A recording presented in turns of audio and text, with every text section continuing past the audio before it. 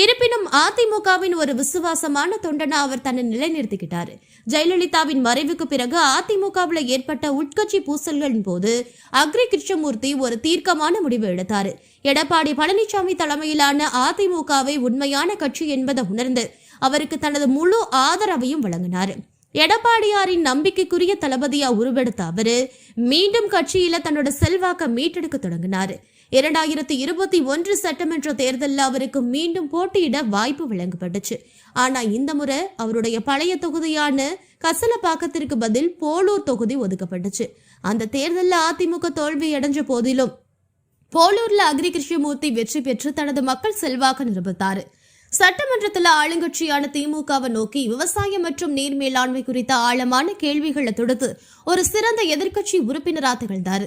தற்போது 2026 சட்டமன்ற தேர்தலில் அதிமுக தன்னோட முதல்கட்ட வேட்பாளர் பட்டியலை வெளியிட்டிருக்கு.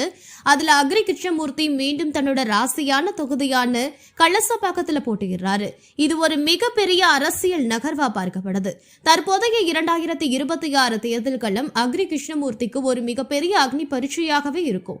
திமுக அரசு தன்னோட பழைய வாக்குகளை தோண்டி எடுத்து அவருக்கு நெருக்கடி கொடுக்க முயன்றாலும் அவர் மக்கள் நல பணிகளை தனது வெற்றிக்கான வழிகளா கருதுறாரு.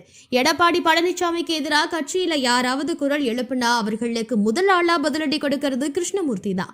எடப்பாடியார் தான் கட்சியோட நிரந்தர தலைவர் என்பதில் அவர் மிகவும் உறுதியா இருக்காரு. இவருடைய அரசியல் வாழ்க்கை என்பது ஒரு ரோலர் கோஸ்டர் பயணம் மாதிரி.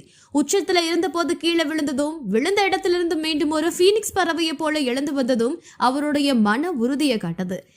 கலசப்பாக்கம் தொகுதி மக்கள் இப்போதும் இவரை நம்ம வீட்டு பிள்ளைன்னு தான் அழைக்கிறாங்க. தொகுதிக்குள்ள எங்கு சென்றாலும் இவருக்கு கிடைக்கிற வரவேற்பு அவர் செய்த பழைய மக்கள் பணிகளுக்கான சான்றா இருக்கு.